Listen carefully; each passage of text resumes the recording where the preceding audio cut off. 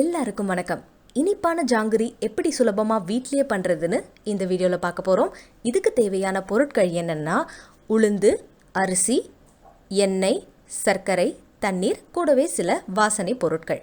இப்போ முதல்ல நம்ம 150 கிராம்லேருந்து 200 கிராம் வரைக்கும் உளுந்து எடுத்து ஊற வச்சுக்க போகிறோம். கூடவே 1 டீஸ்பூன் அரிசியையும் சேர்த்து ஊற வச்சுடுங்க, சரிங்களா? ஸோ இது பார்த்திங்கன்னா 45 நிமிஷத்துலேருந்து நம்ம 2 மணி நேரம் வரைக்கும் நல்லா ஊற வைக்கணும்.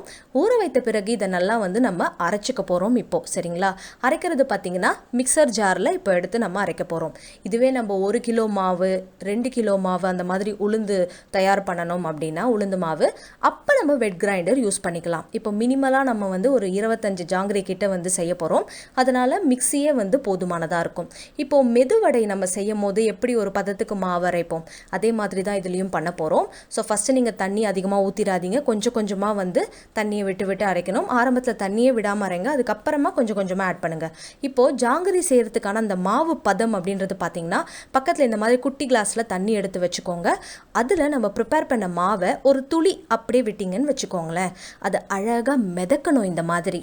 அப்படி இல்லாமல் கீழே அது மூழ்கிடுச்சு இல்லை தண்ணியோட கரைஞ்சிருச்சுன்னா அது சரியான பதம் கிடையாது. அதனால் மிதக்கிற மாதிரி பார்த்துக்கோங்க. அடுத்து என்ன பண்ணுறீங்கன்னா 150 கிராம் நீங்கள் உளுந்து எடுத்தீங்கன்னா அதே 150 கிராம் சர்க்கரை எடுத்துக்கோங்க. இல்லை 200 கிராம் எடுத்தீங்கன்னா 200 கிராம் சர்க்கரை எடுத்து அதில் இந்த மாதிரி நனையிற அளவுக்கு தண்ணி ஊற்றினா போதும். அதிகமாக தண்ணி ஊற்றாதீங்க, கம்மியாக அந்த நனையிற அளவுக்கு இருந்தால் போதும். இதை அப்படியே என்ன பண்ணுறீங்கன்னா அடுப்பில் வச்சுருங்க. இப்போ சர்க்கரையை நம்ம எடுத்துருக்கோம் இல்லையா, இதில் இருக்கிற இம்ப்யூரிட்டிஸ், அதாவது மேலே சில தூசிகள்லாம் இருக்கும், அதை கூட நீங்கள் அழகாக வடிகட்டி நீக்கிடலாம். அதுக்கப்புறமா இந்த மாதிரி நீங்கள் அழகாக அடுப்பில் வச்சு ஸ்டிர் பண்ணிக்கிட்டே இருக்கணும். எப்போவுமே எந்த ஒரு ஸ்வீட் செய்கிறதா இருந்தாலுமே பார்த்திங்கன்னா அதில் கம்பி பதம் அப்படின்னு சொல்லுவாங்க. 1 கம்பி பதம், 2 கம்பி பதம், அதே மாதிரி இளம் கம்பி பதம்னு ஒன்று சொல்லுவாங்க. அது என்னென்னா இந்த மாதிரி நம்ம சர்க்கரை பாகில் லைட்டாக தொட்டுட்டு இப்படி பண்ணோன்னா அந்த கம்பி பதம் வரா மாதிரி இருக்கும், ஆனால் வராது. அந்த மாதிரி இருக்கிறது தான் இளம் கம்பி பதம். இந்த மாதிரி பதத்திற்கு வந்தது பிறகு நம்ம இதில் கொஞ்சம் ஏலக்காய் மற்றும் கிராம்பு இது ரெண்டுத்தையும் நல்லா தட்டி இந்த சர்க்கரை பாகில் நீங்கள் போட்டுருங்க, சரிங்களா? கூடவே இது நம்ம சர்க்கரை பாகு ஈஸியாக ட்ரை ஆகிடக்கூடாது, அதாவது ஒரு மாதிரி கல் மாதிரி ஆகிடும்ல, அப்படி ஆகக்கூடாது அப்படின்றதுக்காக எலுமிச்சை சாரும் ஆட் பண்ணுறோம். யூஸ்வலாக ஜாங்கிரி அப்படின்னு பார்த்தோம்னா கம்பி பதம் 1 கம்பி பதத்துக்கு வைப்போம். ஆனால் நம்ம இளம் கம்பி பதம் எதுக்கு வச்சுருக்கோம்னா அந்த பாகு சீக்கிரமாக இறுகிடக்கூடாது அப்படின்றதுக்காக தான், சரிங்களா? இப்போ கூடவே லெமனும் ஒரு 4லேருந்து 5 சொட்டு நம்ம விட்டுக்கலாம், அதாவது 5 ட்ராப்ஸ் விட்டுக்கலாம். நல்ல கலரை விட்டுருங்க. இப்போ பார்த்தீங்கன்னா உங்களோட சுகர் சிரப்பில் அழகாக கார்டமம் இருக்குது, அப்புறம் க்ளோவ்ஸ் இருக்குது. நெக்ஸ்ட்டு தட்டையாக இருக்கிற ஒரு பேன் மாதிரி எடுத்துக்கோங்க, சரிங்களா? ஸோ குவியமாக கடாய் மாதிரி இல்லாமல் தட்டையாக எடுத்துகிட்டு அதில் எண்ணெய் ஊற்றிடுங்க. அது ஏன் அப்படின்னு அப்புறம் சொல்கிறேன். இப்போ பால் பேக்கெட்டில் நம்ம இந்த ப்ரிப்பேர் பண்ணி வச்சுருக்க உளுந்து மாவு இருக்கு இல்லையா, அதை அப்படியே போடுறோம். யூஸ்வலாக ஜாங்கிரி செய்யும் போது என்ன பண்ணுவாங்கன்னா எசன்ஸ் போடுவாங்க, அதே மாதிரி கலர் இந்த கேசரி கலர் இருக்கு இல்லையா அதெல்லாம் போடுவாங்க. அது எதுவுமே இல்லாமல் நம்ம பண்ணியிருக்கோம். பாருங்கள், எண்ணெயும் காஞ்சிட்டே இருக்குது.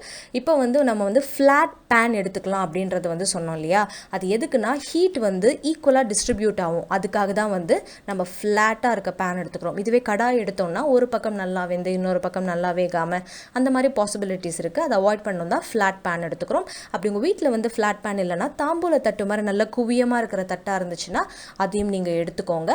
இப்போ இந்த பால் பேக்கெட்டில் நம்ம இந்த மாதிரி லைட்டாக மாவை உள்ளே போட்டுட்டு கட் பண்ணி எடுத்துக்கிறோம். பால் பேக்கெட் அப்படின்னு வரும்போது எண்ணெய் சூடாக இருக்கும் போது பிளாஸ்டிக் அப்படின்றதுனால ஹீட்டு அப்படியே அடிக்கும் மேலே, அதனால் பார்த்து கொஞ்சம் ஜாக்கிரதையாக பண்ணுங்கள். இப்போ ஜாங்கிரி பிழியும் பொழுது முதல்ல 2 சர்க்கிள் மாதிரி நம்ம விட்டுட்டு அதுக்கப்புறமா சுற்றி இந்த மாதிரி நம்ம பண்ணணும்.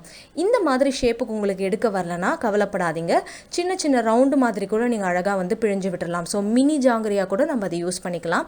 எண்ணெயோட பதம் பார்த்திங்கன்னா இந்த மாதிரி அழகாக நல்லா ஒரு ஹாட் ஃப்ளேமும் இல்லாமல், அதாவது அதிகமாகவும் எரியாமல் கம்மியாகவும் எரியாமல் அந்த மிடில் வரும் தெரியுமா, மீடியமாக இருக்கும் இல்லையா, மீடியமில் கொஞ்சம் ஹையாக இருக்கணும். அது அந்த மாதிரி எண்ணெய் பதம் இருக்கணும்.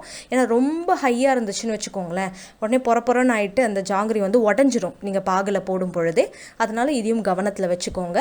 ஸோ அடுத்து நம்ம கொஞ்சம் நேரம் அந்த எண்ணெய் போகிற வரைக்கும் இந்த வச்சுட்டு இந்த மாதிரி சர்க்கரை பாகில் ஃபஸ்ட்டு ரவுண்டு போட்டுடுறோம். சரிங்களா? போட்டுட்டு நல்லா வந்து அழுத்தி விடுங்க அந்த சுகர் சிரப்பில். அது நல்லா வந்து அந்த ஹீட்டில் வந்து அந்த சுகர் சிரப் உள்ளே போகும்பொழுது நல்லா ஊறி கொஞ்சம் உப்பும். இப்போ செகண்ட் ரவுண்டு நம்ம மறுபடியும் இந்த ஜாங்கிரி அழகாக வந்து பிழியலாம். இது வந்து பார்த்திங்கன்னா நீங்கள் துணியில் கூட அழகாக வந்து பிழியலாம். அப்போ வந்து உங்களுக்கு இன்னும் கொஞ்சம் ஈஸியாக வந்து இந்த ஹீட்டெல்லாம் அஃபெக்ட் ஆகாமல் இருக்கும். கையில் பார்த்திங்கன்னா வளையல், வாட்சஸ் இந்த மாதிரி எந்த ஒரு பொருட்களும் போடாமல் வெறும் கையோடு பண்ணுங்கள். ஏன்னா நான் வந்து வளையல் போட்டு பண்ணும் பொழுது அந்த ஹீட் அப்படி ரிஃப்ளெக்ட் ஆச்சு, கையை வந்து ஹார்ம் பண்ணுற அளவுக்கு. அதனால தான் இது உங்களுக்கு டிப்ஸாக நான் சொல்கிறேன். ஸோ இப்போ வந்து ஜாங்கிரி இந்த மாதிரி ஒரு மிதமான ஒரு சூட்டில், அது எப்போவுமே வந்து ஆரம்ப நல்ல ஹீட் வச்சுட்டு அதுக்கப்புறமா இந்த மாதிரி நம்ம எடுத்து சர்க்கரை பாகில் தோச்சு எடுத்தோம்னா சூப்பரான ஜாங்கிரி நமக்கு வீட்லேயே சுலபமாக தயாராகிடும். இப்போ பார்த்திங்கன்னா நம்ம எந்த கலர் எதுவுமே ஆட் பண்ணலை இதுக்கு. ஜஸ்ட்டு வந்து நம்ம அந்த பொரிஞ்ச அந்த ப்ரௌனிஷ் ஆரஞ்சு கலர் மாதிரி இருக்கு இல்லையா, அதுலேயே சர்க்கரை பாகில் வந்து ஊறினதுக்கப்புறம் இந்த மாதிரி அழகாக வந்துருச்சு. யூஸ்வலாகவே இந்த மாதிரி ஜாங்கிரி செய்யும் போது அதில் தாழம்பூ எசன்ஸ்லாம் கூட போடுவாங்க. பைனாப்பிள் எசன்ஸ், தாழம்பூ எசன்ஸ், ரோஜாப்பூ எசன்ஸ் இந்த மாதிரி நிறைய பண்ணுவாங்க. ஸோ உங்களோட ஃப்ளெக்சிபிலிட்டிக்கு ஏற்ற மாதிரி உங்களுக்கு கிடைக்கிற பொருள் வச்சு கூட நீங்கள் பண்ணலாம். இந்த வீடியோ உங்களுக்கு உபயோகமாக இருக்கும்னு நினைக்கிறேன். அசத்தலான ஜாங்கிரியை நீங்களும் வீட்டில் ரொம்ப ஈஸியாக இதே மாதிரி பண்ணுங்கள். உளுந்து மாவு மட்டும் இருந்தால் போதும், சூப்பரான ஜாங்கிரி தயார். உளுந்து, சர்க்கரை இது எல்லாத்தையும் சேர்த்து வீட்டில் நீங்களும் ட்ரை பண்ணி பாருங்கள். இது குறித்து உங்களுக்கு ஏதாவது டவுட் இருந்ததுன்னா எங்ககிட்ட கேளுங்க. கமெண்ட் பாக்ஸில் உங்களுக்காக ஆன்சர் பண்ண நாங்கள் காத்துட்ருக்கோம். அடுத்து சூப்பரான ஒரு வீடியோவில் உங்களை சூப்பரான ஒரு ரெசிபியோடு சந்திக்கிறோம். அதுவரை நன்றி, வணக்கம்.